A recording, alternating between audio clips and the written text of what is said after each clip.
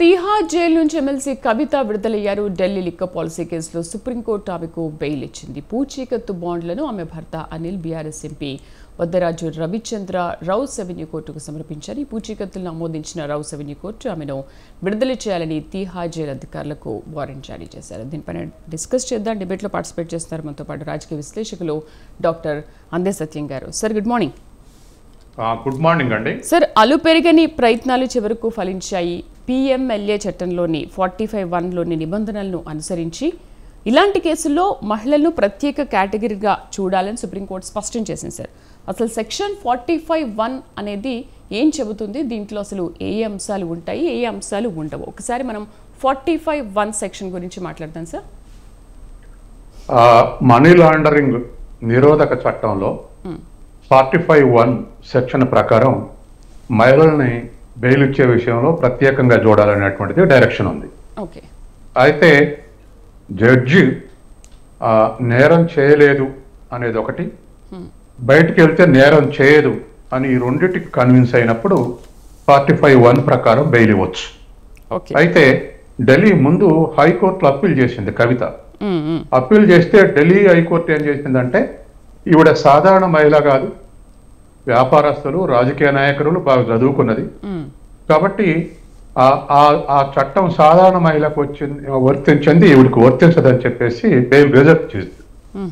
Reject చేస్తే supreme court నిన్న కవితకు బెయిల్ ఇచ్చేటప్పుడు ఏం కామెంట్ చేసిందంటే, మహిళలు ఎవరైనా ఒకటే, రాజకీయ నాయకులైనా, చదువుకున్న మహిళైనా, చదువురాని మహిళైనా, మహిళే కాబట్టి ఈ సెక్షన్ వర్తిస్తుంది.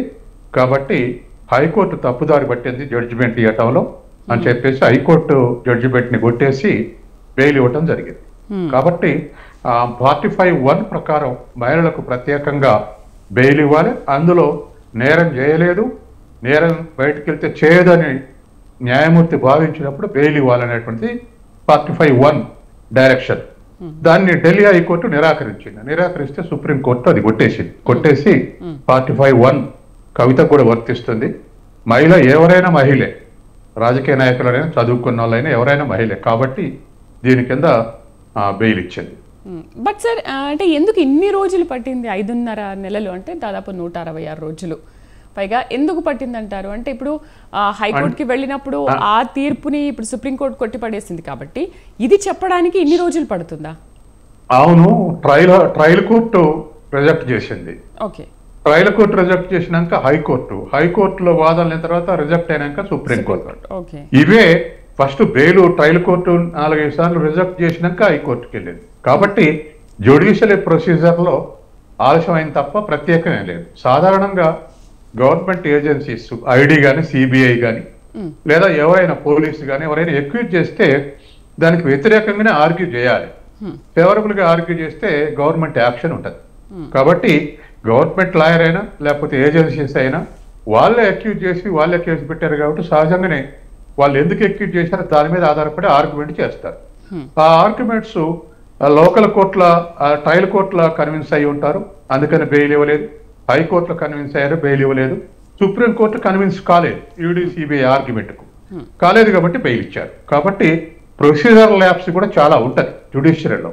కాబట్టి సహజంగానే ఆలస్యం అవుతుంటది. ఇది ఇంకా కొంత ఆలస్యం అయింది. ఆమెటకు అనుకుంటే సుసోడియాకు 16 నెలలు ఆలస్యం అయింది. 17. సో తర్వాత 1 నెల రోజుల కింద సుప్రీంకోర్టు ఒక డైరెక్షన్ ఇచ్చింది. బెయిల్ అనేది ప్రాథమిక హక్కు కాబట్టి సిటిజన్స్ యొక్క ప్రైమరీ రైట్ ని రిజెక్ట్ చేయొద్దు. అది మన ఇష్టం కాదు, ప్రైమరీ రైట్ కాబట్టి వాళ్ళకి హక్కుంది, బెయిల్ పొందే హక్కుంది. కాబట్టి ప్రతిదాన్ని కారణం చూపెట్టి బెయిల్ నిరాకరించడం కరెక్ట్ కాదని చెప్పేసి ఒక డైరెక్షన్ ఈ మధ్యన ఇచ్చింది. కాబట్టి సుప్రీంకోర్టు డైరెక్షన్ చూసిన తర్వాత సిబిఐ, ఈడీ ఇదివరకే ఛార్జ్ షీట్లు ఫైల్ చేసింది. కాబట్టి ఛార్జ్ షీట్లు ఫైల్ చేసినాక సాధారణంగా బెయిల్ ఇస్తారు. అవి కూడా అయిపోయినాయి. ఇప్పుడు ఈ సెక్షన్ 45(1) కూడా వర్తిస్తుందని చెప్పడంతో కవితకు బెయిల్ సాకారమైంది. అంతేకాకుండా ఇదే కేసులో ఉన్నటువంటి వాళ్ళకు మిగతా వాళ్ళకు బెయిల్ ఇచ్చినాక కవితకు ఇవ్వకపోవటం ఏందనేటువంటి ఇంకొకటి కూడా సేమ్ మ్యాటర్, సేమ్ కేసు కాబట్టి రోహత్కి కానీ మిగతా వాళ్ళు ఆర్గ్యూ చేశారు. కాబట్టి ఎటు చూసినా కవితకు బెయిల్ వచ్చే అవకాశాలు ఉంది, బెయిల్ వచ్చింది.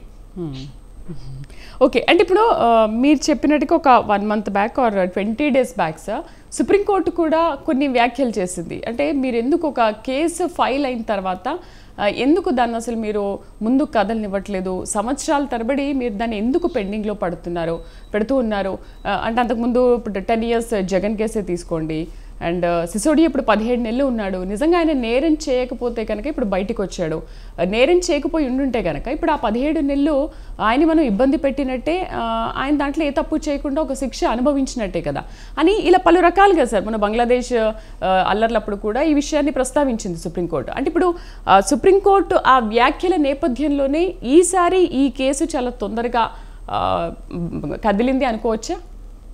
వాటన్నిటి ప్రభావం జడ్జి మీద ఉంటుందండి, జడ్జిమెంట్ మీద ఉంటుంది. వీటన్నిటి ప్రభావం సుప్రీంకోర్టు డైరెక్షన్ కానీ సుప్రీంకోర్టు తీర్పులు కానీ వీటన్నిటి ప్రభావం ఉంటుంది. అయితే ఈడీ సిబిఐ కానీ ఏదైనా గవర్నమెంట్ ఏజెన్సీస్ సాధ్యమైనంత వరకు బెయిల్ రాకుండా ఉండటానికి ఆర్గ్యుమెంట్ చేస్తూ ఉంటారు, వాళ్ళ తరపున లాయర్లు కానీ వాళ్ళు కానీ. తర్వాత రెండవది వెంటనే బెయిల్ వస్తుంది ఒక కేసులు అంటే ఇంకో కేసు పెడతారు. ఇప్పుడు ఒకటి నేరం చేసినందుకు సిబిఐ పెడితే మనీ లాండరింగ్ ఈడీ పెట్టింది. కాబట్టి మనీ లాండరింగ్ కేసు అంటే ఒక దాంట్లో బెయిల్ వచ్చినా మరో దాంట్లో బెయిల్ రాకుండా చేశారు. అది సిసోడియా విషయంలో జరిగింది, కవిత విషయంలో జరిగింది. కాబట్టి సాధ్యమైనంత వరకు బెయిల్ రానియకుండా వాళ్ళు చేసే ఆర్గ్యుమెంట్ ఏమిటంటే బయటికి పోతే సాక్షుల్ని మేనేజ్ చేస్తుంది కాబట్టి అక్యూజ్డ్ బయటికి పోవడానికి లేదని ఆర్గ్యుమెంట్ చేస్తూ ఉంటారు. ఇక ఆ నేరం జరిగిన తీరు, కేసు తీరు, సెక్షన్స్ వీటన్నిటిని అప్లై చేసి చూసినప్పుడు కొంతమందికి త్వరగా వస్తుంది, కొంతమంది ఆలస్యంగా వచ్చేటువంటి అవకాశం ఉంది. ఓకే సార్, ప్రతిసారి కూడా మనం కవిత కేసు విచారణకు వచ్చినప్పుడల్లా మీరు ప్రతిసారి చూస్తున్నారు అది వాయిదాలు పడుతూనే ఉంది, వెళ్తున్నారు ఇంకో రోజు అని చెప్పి ఈ 5.5 నెలలు గడిచిపోయాయి సార్. సో ఇంత సడన్గా తీర్పు ఎలా వచ్చింది అనేది ఇప్పుడు అందరి నేతలకు ఒక ప్రశ్న అనమాట. ఇది సడన్ ఏం కాదండి, సడన్ ఏం కాదు. ట్రయల్ కోర్టు హైకోర్టు రిజెక్ట్ చేసినాకనే చాలా కాలం గడిచినాకనే సుప్రీంకోర్టుకు పోయింది. సుప్రీంకోర్టు పోవటానికి ఒక ఉత్సాహం ఉంది. ఏమిటంటే సిసోడియాకు సుప్రీంకోర్టు బెయిల్ ఇచ్చింది. అదే కేసులో ఉన్నటువంటి ఒక అక్యూజ్డ్కి బెయిల్ ఇస్తే ఇంకో అక్యూజ్డ్కి కూడా సాధారణంగా ఇస్తారు. కాబట్టి ఆ ఉత్సాహంతో ఆ కాన్ఫిడెన్స్ తోటే కవిత సుప్రీంకోర్టుకు పోయింది. కాబట్టి అట్లా బెయిల్ వచ్చింది. బయట రాజకీయ పార్టీలు చేసే కామెంట్స్ కు వాటికి సంబంధం లేదు. బయట రాజకీయ పార్టీల యొక్క కామెంట్స్ మళ్ళీ తర్వాత మనం డిబేట్ చేద్దాం. ఇప్పుడు మాట్లాడదాం సార్. అంటే ఈ బెయిల్ కూడా బీఆర్ఎస్ కాంగ్రెస్ రెండింటికి విజయం అంటున్నారు. అంటే ఈ రెండింటికి విజయం అంటే ఎలా అవుతుంది అసలు? అయితే ఇవాళ 3 పార్టీలు 3 రకాలుగా స్టేట్మెంట్లు ఇస్తున్నాయి. కాంగ్రెస్ బీజేపీ సహాయంతో ఈడీ, సిబిఐ, గవర్నమెంట్ లాయర్ రాజు వీళ్ళు కావాలని లిబరల్గా ఉండటం వల్లే బెయిల్ వచ్చింది, బీజేపీ ఇతర కుమ్మక్క అయింది అనేది కాంగ్రెస్ ఆర్గ్యుమెంట్. తర్వాత బీజేపీ ఆర్గ్యుమెంట్ ఏమిటి? కాంగ్రెస్ లాయర్ అభిషేక్ సంఘ్వి వాదించాడు కాబట్టి బెయిల్ వచ్చింది. అందుకే అభిషేక్ సంఘ్వికి రాజ్యసభలో పోటీగా అభ్యర్థి నిలబెట్టేది కేసీఆర్. కాబట్టి కాంగ్రెస్ తర్వాత బీఆర్ఎస్ కుమ్మక్కు బయటపడింది అనేది బీజేపీ స్టేట్మెంట్. తర్వాత బీఆర్ఎస్ స్టేట్మెంట్ ఏంది? వాళ్ళిద్దరితోటి కుమ్మక్కు కావాల్సిన అవసరం లేదు, మాకు వేరే పార్టీ ఉంది కాబట్టి మా కవిత ఆరుముత్యం లాగా కడిగిన ముత్యం లాగా బయటకు వచ్చింది అనేది బీఆర్ఎస్ స్టేట్మెంట్. ఈ 3 అబద్ధాలే, అర్ధ సత్యాలే. ఎందుకు అర్ధ సత్యాలంటే ఒకటి బీజేపీ కాంగ్రెస్ తర్వాత బీఆర్ఎస్ ఏకమైనవి అనేది అబద్ధం. ఎందుకంటే కాంగ్రెస్ సహాయం చేయడానికి ఆడ ఈడీ, సిబిఐ మానిటరింగ్ చేసేది సెంట్రల్ గవర్నమెంట్ తప్ప కాంగ్రెస్ కాదు, ఆ స్కోప్ లేదు. రెండవది సంఘీ సహాయం చేసేటంటే ఇవాళ అన్ని పార్టీలకు లాయర్ల సంఘాలు ఉన్నాయి, అంటే లీగల్ సెల్స్ ఉన్నాయి. కాబట్టి అన్ని పార్టీలకు లాయర్ల సంఘాలు ఉన్నప్పుడు ఆ లాయర్ల సంఘం సభ్యుడు ఇతర కేసులు వాదించొద్దనే నిబంధన ఏం లేదు. గతంలో సుష్మా స్వరాజ్ గారి, అరుణ్ జైట్లీ గాని ఇతరుల కేసులు అనేకం వాదించారు. కాబట్టి వాళ్ళు బీజేపీ నాయకులు కాబట్టి బీజేపీ వాళ్ళ కేసులే వాదిస్తారు కాదు, అన్ని కేసులు వాదిస్తారు. కాబట్టి సంఘీ కూడా అట్లా ఆయనకు ఫీజు వస్తుంది, రెండవది ఆయన లాయర్. కాబట్టి లాయర్ కూడా 2 లైఫ్లు ఉంటాయి. ఒకటి కెరీర్ లైఫ్ ఉంటుంది, అంటే కేసులు వాదించేది, అది అన్ని కేసులు వాదిస్తారు. రెండోది పొలిటికల్ లైఫ్, అది పబ్లిక్ లైఫ్, అది ఇష్టం వచ్చిన పార్టీకి అఫిలియేషన్లో ఇష్టం వచ్చిన పార్టీలో దిగుతారు. కాబట్టి మిగతా వాళ్ళకన్నా ఇంకా లాయర్లకు ఎక్కువ స్వేచ్ఛ ఉంది. కాబట్టి అట్లా ఒక పార్టీ లాయర్ల సంఘంలో సభ్యుడైతే ఇంకా ఏ కేసులు వాదించదు అనేది లేదు. కింది వరకు ఇవాళ మేజిస్ట్రేట్ లెవెల్ కూడా లాయర్లు అసోసియేషన్లు ఉన్నాయి, అందరు కేసులు వాదిస్తుంటారు. కాబట్టి ఇవాళ బీజేపీ అనేటువంటిది కరెక్ట్ కాదు. తర్వాత కాంగ్రెస్ బీజేపీ బీఆర్ఎస్ ఒకటైంది అంటున్నారు. ఎందుకంటే అప్పుడే బీజేపీ బీఆర్ఎస్ కు సరెండర్ అవుతుండొచ్చు ముందు కానీ అప్పుడే సహాయం చేసే అవకాశం లేదు. ఎందుకు సహాయం చేసేలేదంటే ఈ కేసు డైల్యూట్ అయితే వాళ్ళకు ఢిల్లీలో పంజాబ్ లో శత్రువులు ఎవరంటే ఆప్ నాయకులు కేజ్రీవాల్ సిసోడియా ఈ కేసులో ఉన్నారు. కాబట్టి ఇది డైల్యూట్ అయితే వాళ్ళకు మేలు జరుగుద్ది. అందుకని బీఆర్ఎస్ కి ఇప్పుడే హెల్ప్ చేసి విడిపించారనేది కూడా నమ్మశక్యంగా లేదు. ఏదేమైనా ఒకవేళ ఇప్పుడు అనేక జడ్జిమెంట్లు ఇచ్చిన వాళ్ళకి ఆ తర్వాత పదవులు ఇచ్చారు గవర్నమెంట్లు. కాబట్టి అప్పుడు కుమ్మక్కయ్య ఇప్పుడు ఇచ్చారంటే అప్పుడు కుమ్మక్కయ్య జడ్జిమెంట్ ఇస్తే ఇప్పుడు పదవులు ఇచ్చారని చాలా చోట్ల ఆర్గ్యుమెంట్ నడుస్తున్నాయి. అది సహజంగా వచ్చే ఆర్గ్యుమెంట్. అటువంటి యాప్ అనేది ప్రధాన శత్రువు సార్. అలాంటప్పుడు మరి బీజేపీ యాప్ కుమ్మక్కయ్యారు కాబట్టి సిసోడియా బయటకు వచ్చాడు అనుకోవాలా? అలా అనుకోవడానికి లేదు కదా. కాదు కాబట్టి ఇవాళ అది రెండు, అది కూడా నమ్మశక్యం లేదు. మూడవది మా కవిత కడిగిన ముత్యంలాగా బయటకు వచ్చిందని, అది కూడా రాంగ్ స్టేట్మెంట్. బెయిల్ వస్తే కడిగిన ముత్యం కాదు, జడ్జిమెంట్ కేసు కొట్టేస్తే కడిగిన ముత్యం. బెయిల్ అనేది జ్యుడిషియల్ ప్రాసెస్ లో ఒక స్టెప్ అంతే తప్ప బెయిల్ వస్తే బెయిల్ ఇప్పుడు ఈ దేశంలో వేల మంది బెయిల్ల మీద కానీ జడ్జిమెంట్లు ఇవ్వలేదు. కాబట్టి రేపు ఈ కేసు మీద జడ్జిమెంట్ ఇచ్చి సుప్రీంకోర్టు కొట్టేస్తే అప్పుడు హైకోర్టు కొట్టేస్తే కూడా కాదు, ట్రయల్ కోర్టు కొట్టేస్తే కూడా కాదు, highest body judiciary body supreme court కొట్టేస్తే అప్పుడు ఆనిముత్యం కడిగిన ముత్యం అని అంటారు. కాబట్టి మూడు పార్టీలు చేసే ఆర్గ్యుమెంట్లలో కూడా అర్ధసత్యాలే ఉన్నాయి, అసత్యాలు ఉన్నాయి. కాకపోతే పొలిటికల్ పార్టీలు కాబట్టి దీని నుంచి అడ్వాంటేజ్ తీసుకోవాలని కొన్ని పార్టీలు అనుకుంటాయి, ఎదుటోళ్ళు డిసడ్వాంటేజ్ పెట్టాలని కొన్ని పార్టీలు అంటాయి.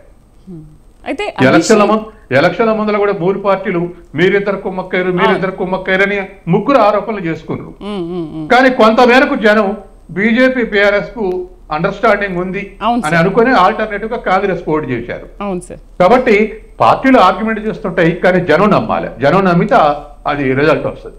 అంటే ఇప్పుడు ఎన్నికలకు ముందు కవిత అరెస్ట్ కాకపోతేనేమో బీజేపీ బీఆర్ఎస్ ఒకటే అన్నారు, ఇప్పుడు తను బయటకు వస్తేనేమో బీజేపీ బీఆర్ఎస్ ఒకటే కాబట్టి బయటకు వచ్చాను అంటే రెండు వాళ్లే మాట్లాడుతున్నారు కదా. అంటే ఎలక్షన్లు కానప్పుడేమో ఓడిపోతుంది కాబట్టి బీజేపీ సహాయం చేస్తుంది అన్నారు. రిజల్ట్ వచ్చినాక బీఆర్ఎస్ వీక్ అయింది కాబట్టి ఇక బతికే పరిస్థితి లేదు, బీజేపీ సరెండర్ అనేది ఇప్పుడు ఆర్గ్యుమెంట్. అసలు అంటే ఎందుకు సార్ ఇలాంటి వ్యాఖ్యలు చేస్తుంటారు? ఇప్పుడు ఈ విడుదల సందర్భంగా ఎటువంటి మెసేజ్ ప్రజల్లోకి వెళ్తుంది అనుకోవచ్చు? ప్రజలు అన్ని వింటారండి, విన్న తర్వాత ఏ ఆర్గ్యుమెంట్ లో ఫెయిత్. ఇప్పుడు పొలిటికల్ పార్టీస్ ఒకే ఆర్గ్యుమెంట్ చేయవు, డజన్ ఆర్గ్యుమెంట్లు చేస్తాయి. అలా ఏదైనా ప్రజలు నమ్మారనుకోండి, ప్రజలు నమ్మినటువంటి దానికి ఫేవరబుల్ గా ఆలోచిస్తూ ఉంటారు. ఎలక్షన్స్ రిజల్ట్ వచ్చే వరకల్లా, ఎలక్షన్స్ నాటికల్లా వాళ్ళ జరిగినటువంటి మేలు కూడా మర్చిపోయి ఓటు చేస్తారు. ఉదాహరణకు ఆంధ్రప్రదేశ్ ఎలక్షన్లో 4 లక్షల చేసిన 9 లక్షల కోట్ల అప్పులో 4,90,000 కోట్లు జనానికి పంచాడు జగన్. కానీ తీరా ఎలక్షన్ వచ్చే వరకు చంద్రబాబు నాయుడు ఇచ్చాడు. ఎందుకు చంద్రబాబు నాయుడుకి వేశారు అంటే జగన్ గవర్నమెంట్ యొక్క రిప్రెషన్ యాటిట్యూడ్, చంద్రబాబు నాయుడుని అరెస్ట్ చేయటం, చంద్రబాబు నాయుడు భార్య మీద కామెంట్ చేయటం, ఇటువంటి తర్వాత పవన్ కళ్యాణ్ రోల్ ఎక్కువ ఉంటాం, ఈ 4 కారణాల వల్ల వాళ్ళకు ఎంత మేలు చేసినా వ్యతిరేకంగా ఓటేశారు. కాబట్టి ఇప్పుడు ఓటింగ్ ప్యాటర్న్ ఇప్పుడే నిర్ణయించబడదు, ఎలక్షన్స్ దగ్గరకు వచ్చిన తర్వాత జరిగేటువంటి ఇష్యూస్, సెంటిమెంట్స్ వీటన్ని తీసుకొని ప్రజలు నమ్మితేనే ఓటేస్తారు. ఓకే సార్, బీఆర్ఎస్ మొదటి నుంచి చెప్తున్నట్లుగా ఇది రాజకీయ ఒత్తిడితోనే కావాలని బీఆర్ఎస్ను కానీ అటు కేసీఆర్ని కానీ కేసీఆర్ ఫ్యామిలీని కానీ ఇబ్బంది పెట్టేందుకు పెట్టిన కేసు అని మరోసారి వ్యాఖ్యానించారు పార్టీల నేతలందరూ కూడా. ఇప్పుడు ఒకటండి, బీఆర్ఎస్ నుంచి కూడా ఒక సర్దుబాటు చేసుకోవాల్సిన అవసరం ఉంది. పార్టీ డెమోక్రటిక్ గా నడిస్తే అంత కాన్సన్ట్రేషన్ ఉండదు. ఇప్పుడు వాళ్ళకు బీఆర్ఎస్ కు ఒక పోలిట్ బ్యూరో ఉందనుకోండి, ఆ దాంట్లో 15 మంది సభ్యులు అనుకోండి, 15 మంది చర్చించి నిర్ణయాలు తీసుకుంటే వీళ్ళ బాడీ 15 మంది చర్చిస్తారనుకోండి.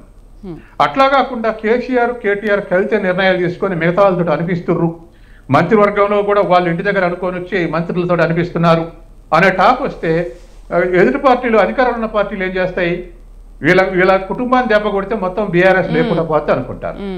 కాబట్టి ఆ కుటుంబమైనా కాన్సన్ట్రేట్ చేస్తారు. కాబట్టి ఇవాళ డెమోక్రటిక్ నడిస్తే అంత కాన్సన్ట్రేషన్ ఉండదు. అందుకని బీఆర్ఎస్ కూడా వాళ్ళ ఆర్గనైజేషనల్ స్ట్రక్చర్ లో, వాళ్ళ డెసిషన్ మేకింగ్ లో డెమోక్రటిక్ ప్రాసెస్ ఉంటే కొంత ఆ కాన్సన్ట్రేషన్ తగ్గే అవకాశం ఉంది. ఇప్పుడు బీజేపీ పార్లమెంటరీ పార్టీ ఉందండి, కాంగ్రెస్ పార్లమెంటరీ పార్టీ ఉంది.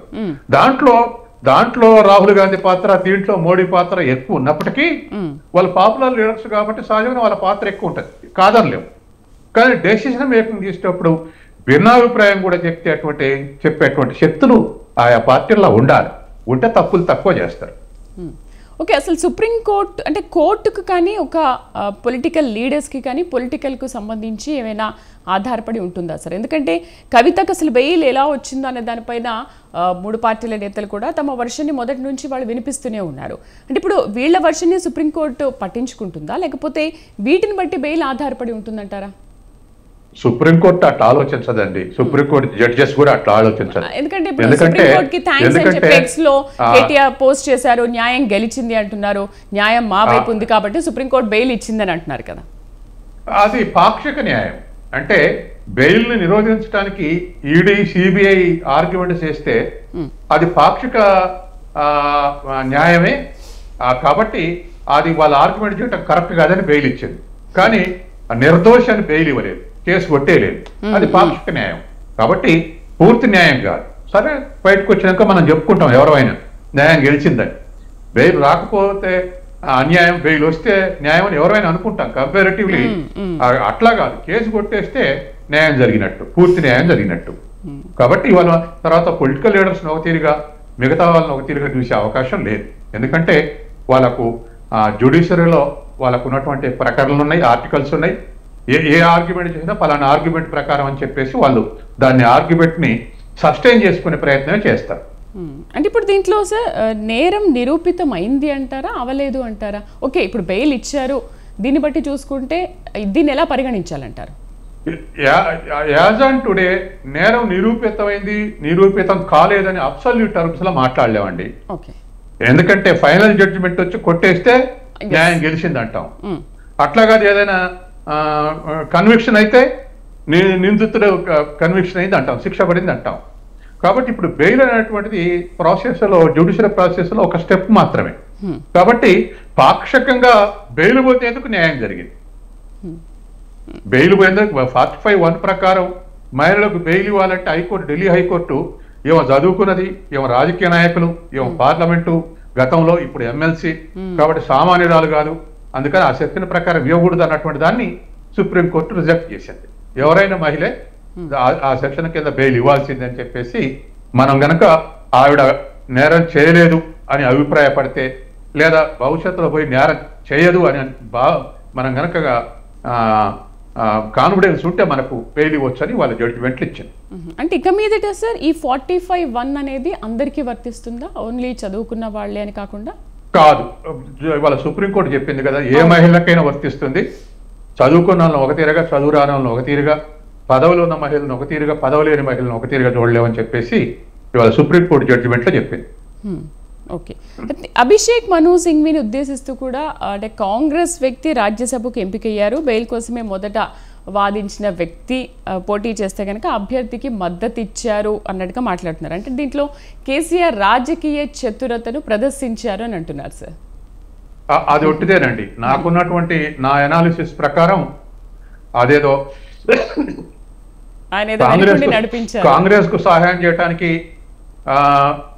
పోటీ పెట్టాలనేది కరెక్ట్ కాదు. నాకున్న అంచనా ఏమిటంటే వాళ్ళకు 39 మంది ఎమ్మెల్యేలు ఉన్నారు. అందులో ఇప్పటికే 8-9 మంది కాంగ్రెస్ తోటి అఫిలియేట్ అయి ఉన్నారు. ఆ తర్వాత రేపు పోటీ పెట్టి ఓటింగ్ పెడితే, రాజ్యసభ పోటీ చేసి ఓటింగ్ పెడితే ఇంకో 5-6 పరోక్షంగా కాంగ్రెస్ కోటేశారనుకోండి, బీఆర్ఎస్ పరుగు పోతుంది. అంటే ఉన్న ఎమ్మెల్యేలకు కూడా కాన్ఫిడెన్స్ పోతుంది. కాబట్టి పోటీ పెట్టి అపహాస్యం పాలైన దానికన్నా పోటీ పెట్టకుండా ఉండటం మంచిదని కేసీఆర్ పోటీ పెట్టలేదు. ఇది నా అనాలిసిస్. అంతే తప్ప కాంగ్రెస్ మీద ప్రేమ కాదు, కాంగ్రెస్ గెలవాలని కాదు. ఇవాళ వాళ్ళు రోజు చేసే ఆర్గ్యుమెంట్ కాంగ్రెస్ వ్యతిరేకంగానే చేస్తున్నారు. కాబట్టి సంఘ్వికి పోటీ పెట్టలేదు అనేటువంటిది వాళ్ళ ఓట్లు వాళ్ళు వేయించుకోలేకనే పోటీ పెట్టలేదు నాకున్న అంచనా. ఇప్పటికే బహిరంగంగా 9-10 మంది అఫిలియేట్ అయ్యారు. ఇంకో 6-7 మారతారనేటువంటి సూచనలు వస్తా ఉన్నాయి. మరి పోటీ పెట్టినప్పుడు 39 ఎమ్మెల్యేలు ఉన్న పార్టీ 25 వచ్చినాయి అనుకోండి, జనంలో పలసన అయిపోతుంది పార్టీ. అందుకే పెట్టలేదు తప్ప ఇంకోటి కాదు. బట్ రేవంత్ రెడ్డి చేసిన వ్యాఖ్యలను ఎలా చూడాలి సార్? అంతకుముందు ఢిల్లీ పర్యటనకు వెళ్ళినప్పుడు బెయిల్ రాబోతోంది అని ముందే చెప్పారు. అంటే ఆయన చేసిన వ్యాఖ్యలు ఒక 10-15 days బ్యాక్ ఈ వ్యాఖ్యలు చేశారు. నెక్స్ట్ బెయిల్ వచ్చింది నిన్న.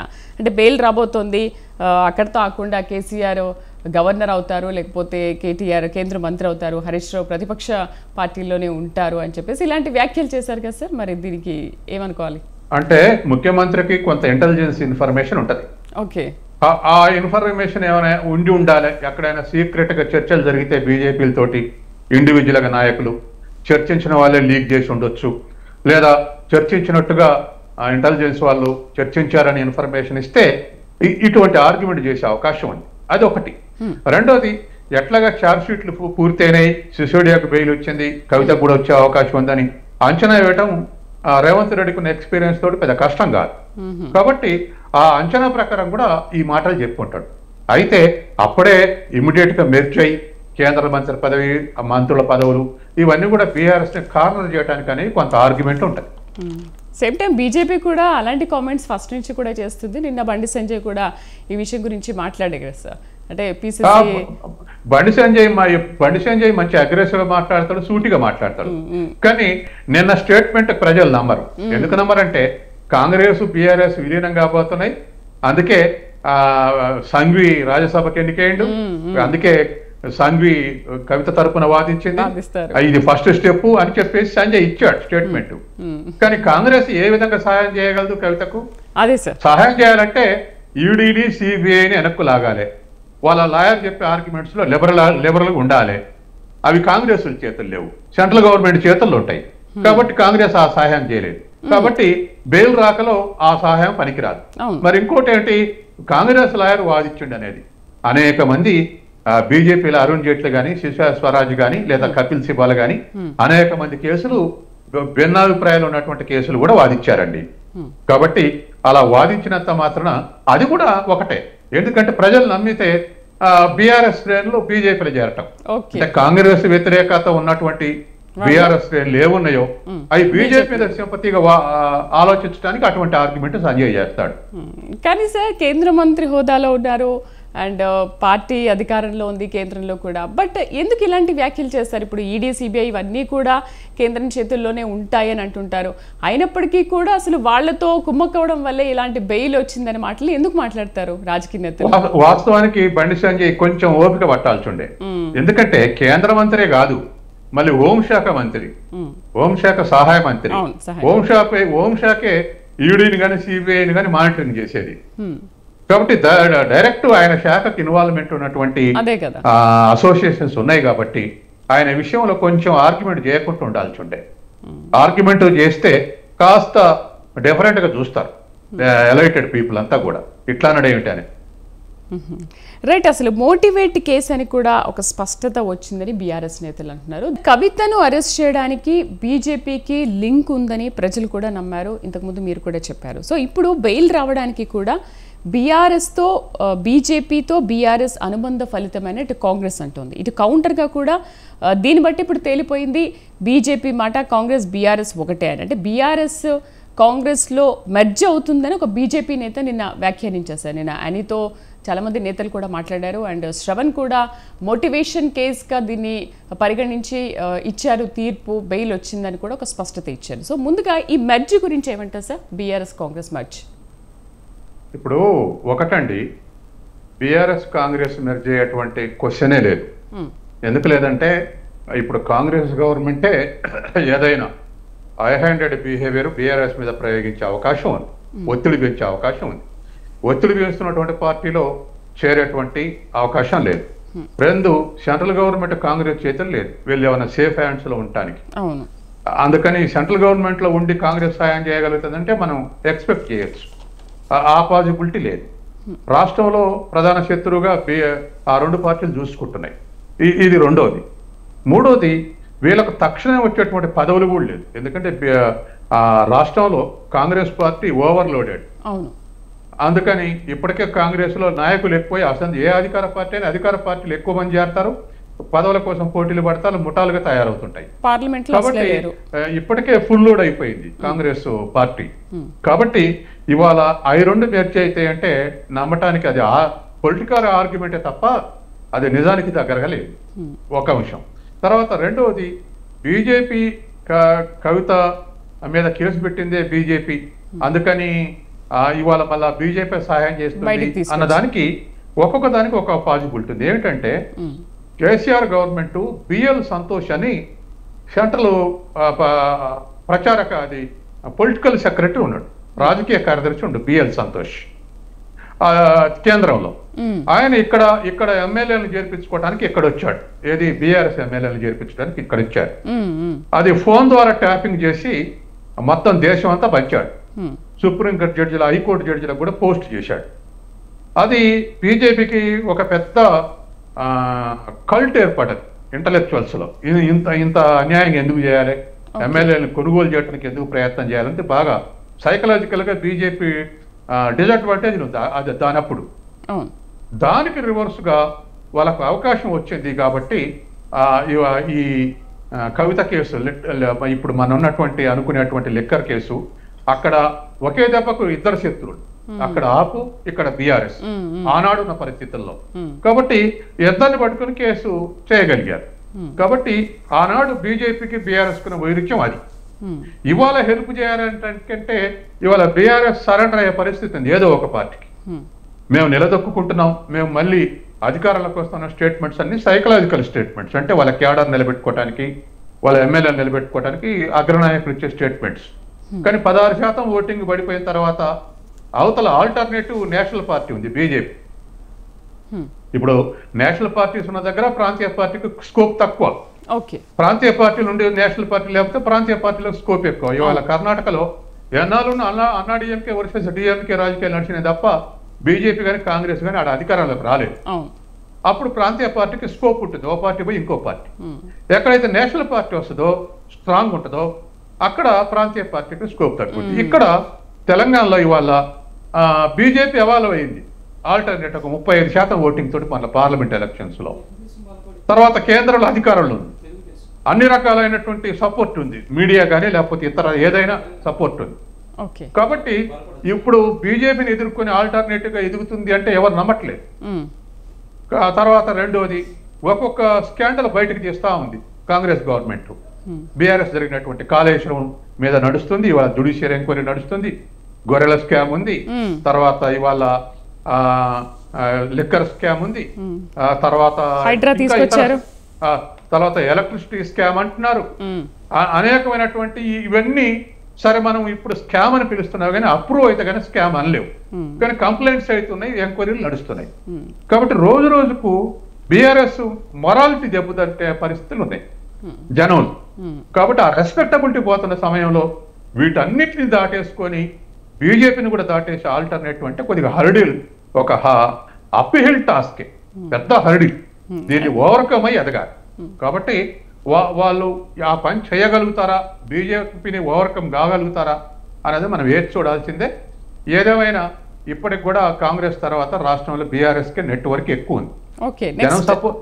జనం సపోర్ట్ ఉంటుందా లేదా అనేది చెప్పలేము ఇప్పుడే. రేపు లోకల్ బాడీ ఎలక్షన్స్ లో 33 జిల్లా పరిషత్లలో ఒక 10-12 గెలుచుకుందనుకోండి బీఆర్ఎస్, ఖచ్చితంగా సస్టైన్ అయింది. అట్లా కాదు పార్లమెంట్ రాగానే 1-2 గెలిచింది అనుకోండి, డిజపేర్ అయ్యే అవకాశం ఎక్కువ ఉంటుంది. బట్ సేమ్ టైం టీడీపీ కూడా ఇక్కడ మళ్ళీ పునర్వైభవం తీసుకురావాలని టీడీపీ ఇక్కడ కూడా చర్చలు జరుపుతోంది కదా సార్. ఇప్పుడు టీడీపీ ఏ పునర్వైభవం తీసుకొచ్చినా, ఎంత గ్రో అయినా, అది ఇప్పుడు ఆంధ్రప్రదేశ్ లో పొత్తు ప్రకారం ఇక్కడ బీజేపీకి సపోర్ట్ చేస్తుంది, బీజేపీకి సపోర్ట్ చేయడానికి ఉపయోగపడుతుంది. అది కూడా బీజేపీ ఫేవర్ గానే ఉపయోగపడుతుంది. కాబట్టి మేము ఇప్పుడే బీజేపీ అనరు కాబట్టి సొంతం ఎదగడానికి ప్రయత్నం చేస్తారు. ఇవాళ టీడీపీ శ్రేణులు బీఆర్ఎస్ లో కూడా ఉన్నాయి. అవును, అసలు ఉన్న main elements TDP elements BRS లో. బీఆర్ఎస్ డిజపేర్ అవుతున్నప్పుడు, బీజేపీ స్థానం దొరికినప్పుడు, కాంగ్రెస్ లో స్థానం దొరికినప్పుడు వయా టీడీపీ బీజేపీ తోటి పొత్తు ఉంటుంది, పదవులు వస్తాయని చెప్పేసి కొంతమంది చేరే అవకాశం ఉంది టీడీపీలో. తర్వాత టీడీపీ బలం పెరిగితే, బీజేపీ పొత్తులో కొన్ని సీట్లు వస్తే చంద్రబాబు నాయుడు బలం జాతీయ స్థాయిలో ఇంకా బలంగా ఉండే అవకాశం ఉంది. తెలంగాణలో కూడా రాజకీయాలు చేసే అవకాశం ఉంది.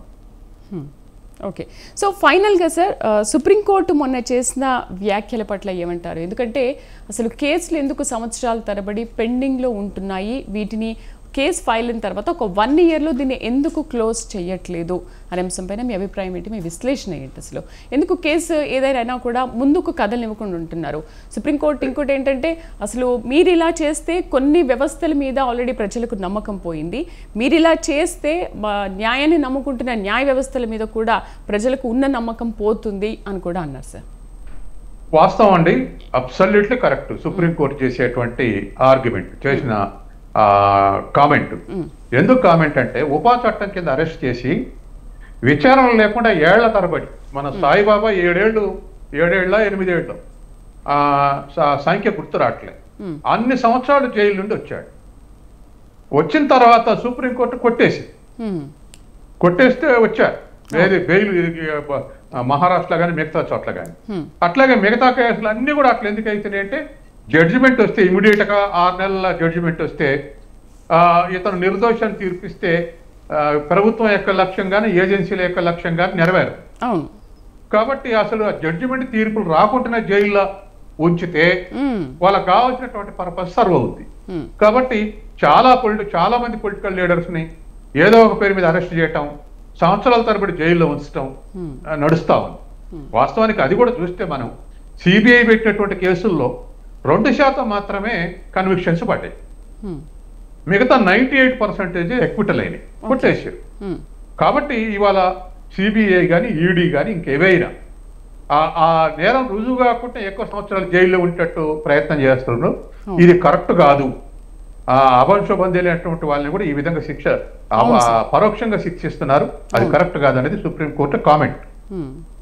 కాబట్టి అది కరెక్టే కదా, ఎందుకంటే మన రైట్స్ ని, సిటిజన్స్ యొక్క రైట్స్ ని కావాలని దాన్ని అడ్డగించి హతం చేస్తా ఉన్నారు. అందుకని ఇప్పటికి కూడా సుప్రీంకోర్టుని మెచ్చుకోవచ్చు మనం. ఇప్పటికి కూడా డెమోక్రటిక్ నామ్స్ కంటిన్యూ అవుతున్నాయంటే ప్రతిసారి సుప్రీంకోర్టు జోక్యంతో మనకు ఇవాళ బంగ్లాదేశ్ లాంటి నియంత్రణ పాలన కానీ, పాకిస్తాన్ లాంటి సైన్యం పాలన కానీ మన దేశంలో రాలేదు. 70 ఏళ్ల నుంచి కూడా ఏదో ఒక డెమోక్రసీ, మినిమం డెమోక్రటిక్ నామ్స్ తోటి ఈ దేశం నడుస్తుంది. దానికి ప్రతిసారి కూడా హైకోర్టు కానీ సుప్రీంకోర్టు కానీ మంచి జడ్జిమెంట్లు ఇచ్చి వాటిని సర్వైవ్ చేస్తా ఉన్నాయి.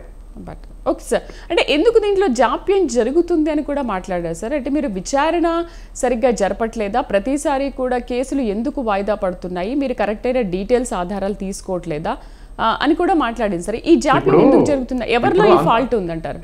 ఇప్పుడు అంతకన్నా సుప్రీంకోర్టు ఎక్కువ ఆర్గ్యుమెంట్ చేయలేదండి. అది గ్రహిస్తే అందరికీ అర్థమవుతుంది, అన్ని రాజకీయ పార్టీలకు అన్ని తెలుసు ఎందుకు లేట్ అవుతుంది అన్న విషయం. అంతేందుకు ఎన్వి రమణ చీఫ్ జస్టిస్ ఉన్నప్పుడు రాజకీయ పార్టీ నాయకుల మీద ఉన్న కేసులు త్వరితగతంగా పూర్తి చేయాలని ఒక జడ్జిమెంట్ పాస్ చేశాడు. అవును సార్. దాని మీద చాలా గందరగోళం చేశారు. జగన్ దృష్టిలో పెట్టుకునే ఈ జడ్జిమెంట్ ఇచ్చాడని చెప్పేసి పెద్ద ఆర్గ్యుమెంట్ నడిచింది. కానీ అది పక్కకు పెడితే ఇవాళ అట్లా ఒక డైరెక్షన్ ఈ సుప్రీంకోర్టు ఇచ్చినాక కూడా నడవట్లేదు అంటే ఏంటి అర్థం అంటే గవర్నమెంట్ ఏజెన్సీస్ మానిటరింగ్ చేసే గవర్నమెంట్కి ఇష్టం లేనప్పుడు అట్లా ఆలస్యం అవుతా ఉన్నాయి. ఇవాళ కేసులు అట్లాగే వాయిదా పడుతున్నాయి అంటే ఈడీ సిబిఐ ఎవరి ప్రకారం నడవాలి, హోంశాఖ ప్రకారం నడవాలి. పేరుకు ఇప్పుడు అటానమస్ ఇన్స్టిట్యూట్స్ అయినా అప్పుడప్పుడు జోక్యం చేసుకోవడానికి ప్రయత్నం చేస్తున్నారు. అంటే ప్రభుత్వాలకు అనుగుణంగా వాళ్ళకు తగిన విధంగా పనిచేస్తున్నాయా? Yes, absolutely correct. అంటే ఇప్పుడు 10 ఏళ్ల నుంచి బెయిల్ పైన జగన్ కేసు గురించి ఏమంటారు సార్? మరి 10 ఏళ్ల నుంచి బెయిల్ మీద ఉన్నారు. అవును, ఎస్, ఇది కూడా జగనే కాదు, ఈ దేశంలో ఎవరి కేసులైనా రాజకీయ నాయకుల కేసులు లేదా పబ్లిక్ రిప్రజెంటేటివ్ కేసులు ఇవన్నీ కూడా అట్లే జాబ్ కావడానికి ప్రభుత్వం ఎత్తుగడల ప్రకారం నడపట్టాయి. ఇప్పుడు ఆ కేసులు వాయిదా వేస్తూ ఇప్పటి వరకు జగన్ సపోర్ట్ తీసుకుంది బీజేపీ. ఇప్పుడు అవసరం లేదు కాబట్టి స్పీడప్ చేయొచ్చు, చెప్పలేము. లేదు చంద్రబాబు నాయుడు పూర్తిగా నమ్మకం కలిగితే స్పీడప్ చేయొచ్చు, ఈడీ కానీ సిబిఐ కానీ. అట్లా కాదు, నమ్మకం లేదు, అట్లే జాబ్ చేయొచ్చు. ఈయనకున్న 4 సీట్లు మళ్ళీ భవిష్యత్తులో ఉపయోగపడతాయని. కాబట్టి ఇవన్నీ పొలిటికల్ ఇన్వాల్వ్మెంట్ తోటి ఇట్లా లేట్ అవుతున్నాయి. దాన్ని దృష్టిలో పెట్టుకుని సుప్రీంకోర్టు గతంలోనేమో స్పీడప్ చేయాలని చెప్పారు, తర్వాత ఇప్పుడేమో ఇట్లా ఎందుకు జాగవుతున్నాయి ఇప్పుడు సుప్రీంకోర్టు ప్రశ్నించేది. దాన్ని సెంట్రల్ గవర్నమెంట్ రెస్పెక్ట్ ఇవ్వాలి. రెస్పెక్ట్ ఇవ్వట్లేదని అనైతే కాదు సుప్రీంకోర్టు, ఆ అడ్వైజ్ మాత్రం చేయగలుగుతుంది, ఒక రూలింగ్ పాస్ చేయలేదు. ఈ మోటివేట్ కేసు అని ఒక స్పష్టత ఇచ్చారు కాబట్టే బెయిల్ లభించింది అంటున్నారు నిన్న బీఆర్ఎస్ నేతలు ఒక మీడియాకి ఇచ్చిన ఇంటర్వ్యూలో. సార్, ఈ మోటివేట్ కేసు అంటే ఏంటి, దీని అర్థం అసలు ఏమిటండి? మోటివేట్ కేసు అని అంటున్నారు బీఆర్ఎస్ నేతలు నిన్న. మోటివేట్ అంటే ఇప్పుడు వాళ్ళు ఇచ్చిన జడ్జిమెంట్లో ఒక మాట అన్నారు. ఏమన్నారంటే 45(1) సెక్షన్ ప్రకారం 2 రకాలుగా న్యాయమూర్తి నమ్మితే, ఒకటి నేరం చేసిన కేసులో నేరం చేయలేదని నమ్మితే, బయటకు పోయి నేరం చేయలేదని నమ్మితే, చెయ్యదు అని నమ్మితే బెయిల్ ఇవ్వచ్చు అన్నారు. 45(1) ప్రకారం ఆ 2 ఆర్గ్యుమెంట్లు కన్విన్స్ అయ్యే జడ్జిమెంట్ ఇచ్చింది కాబట్టి బెయిల్కు అలో చేసింది కాబట్టి ఇది అబ్సల్యూట్ గా నేరం చేయలేదు, నేరం చేయదు అన్నది అన్నారు కాబట్టి ఆ సెక్షన్ కట్టుబడి ఇచ్చారు కాబట్టి మా కవిత నేరం చేయలేదు అనేటువంటిది సుప్రీంకోర్టు ఇచ్చింది అనేటువంటిది మోటివేటెడ్ కేసు. కాబట్టి ఇది పాజిటివ్ ఉంది. సుప్రీంకోర్టు కూడా ఇది కొట్టేయటానికి అనేటువంటిది దాన్ని ఇంప్లై చేసుకొని చెప్తా ఉన్నారు. రైట్ సార్, డిబేట్లో పార్టిసిపేట్ చేసినందుకు థ్యాంక్ యూ వెరీ మచ్. మొత్తానికి ఢిల్లీ మద్యం కేసులో బీఆర్ఎస్ ఎమ్మెల్సీ కవితకు ఊరట లభించింది. ఆమెపై ఈడీ, సిబిఐ నమోదు చేసిన కేసులో సుప్రీంకోర్టు బెయిల్ మంజూరు చేసింది.